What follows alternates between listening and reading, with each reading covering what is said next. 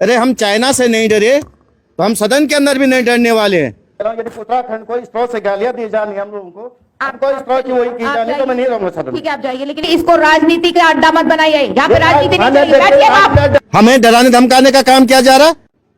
बद्रीनाथ से कांग्रेस विधायक लखपत बुटोला पहले सदन के अंदर गरजे, फिर बाहर आए तो यहाँ भी दहाड़ लगाई। मुद्दा मंत्री प्रेमचंद अग्रवाल की ओर से कहे गए अपशब्दों का था, सवाल उत्तराखंड की अस्मिता का था, इसीलिए जवाब भी उत्तराखंडी के अंदाज में लखपत ने दिया। हम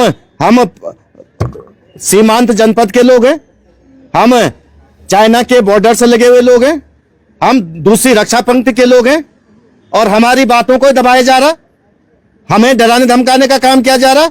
अरे हम चाइना से नहीं डरे तो हम सदन के अंदर भी नहीं डरने वाले हैं। और जिस तरह से आज तमाम लोगों ने इसका विरोध किया उसके लिए मैं धन्यवाद देना चाहता हूं। लखपत बुटोला को अभी 1 साल भी नहीं हुआ है सदन के भीतर आए हुए। इतने कम वक्त में ही जितने भी सत्र हुए उन्होंने अपनी बातें बहुत बेबाकी से रखी हैं, अपनी विधानसभा क्षेत्र के मुद्दे उठाए हैं, उत्तराखंडियत के मुद्दे उठाए हैं और प्रेमचंद अग्रवाल के मुद्दे पर तो पूरे उत्तराखंड में उबाल है, आक्रोशित है, लोग नाराजगी जता रहे हैं, सवाल उठा रहे हैं, जवाब मांग रहे हैं, आरोप लगा रहे हैं और उत्तराखंड के अपमान का हिसाब मांग रहे हैं। मंत्री के खिलाफ ऐसा आक्रोश पहले भी देखा गया, उन पर कोई कार्रवाई नहीं हुई। इस बार भी संभवतः वो बच ही जाएंगे, जैसे धामी और बीजेपी का नेतृत्व उनसे प्यार करता है। लेकिन सवाल ये है कि आखिर ये कंफ्यूजन क्यों है।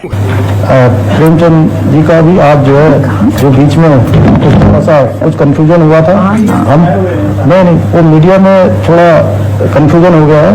उन्होंने अपनी बात यहाँ सदन में स्पष्ट कर दी है। मुझे जैसे ही जानकारी मिली मैंने आपसे तत्काल यहीं पर जिस समय नियम 58 पर आप जवाब देने के बाद बैठे थे, मैंने उसी समय आपसे कहा था कि इस प्रकार की बात नहीं आनी चाहिए। ये राज्य हमारा, मैदान, पहाड़, कुमाऊं, गढ़वाल, जौनसार, सब हम सब लोग एक हैं। हम सब लोग उत्तराखंड वासी हैं। हम सबको मिलकर उत्तराखंड के लिए काम करना है, उत्तराखंड को समावेशी विकास की ओर ले जाना है, हम मिलकर करेंगे।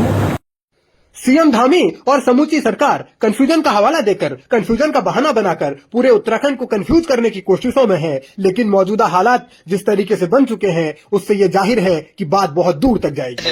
एक माननीय विधायक लखपत बुटोला जी ने इस बात को सदन में उठाने की कोशिश की और शायद उनका आग्रह ये था कि इस पर एक निंदा प्रस्ताव पारित हो। निश्चित रूप में निंदा प्रस्ताव पारित होना चाहिए था, वो न करके मैं सबसे पहले तो लखपत जी को बहुत धन्यवाद देता हूं कि उन्होंने पहाड़ की आवाज को बुलंदी के साथ, जिस उम्मीद के साथ बद्रीनाथ विधानसभा के लोगों ने उन्हें अपना नेता चुना, उस आवाज को और बुलंद तरीके से उन्होंने सदन में उठाया। इसके लिए वो धन्यवाद के पात्र हैं।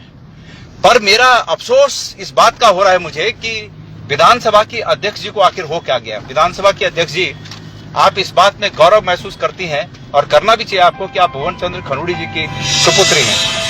आपको इसके लिए गर्व महसूस करना चाहिए।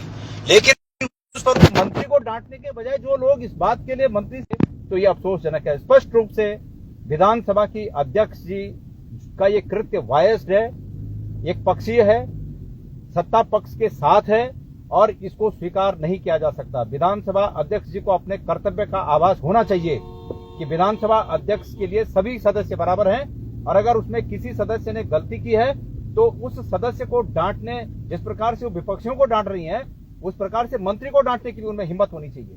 लेकिन अफसोस है कि उन्होंने ऐसा नहीं किया।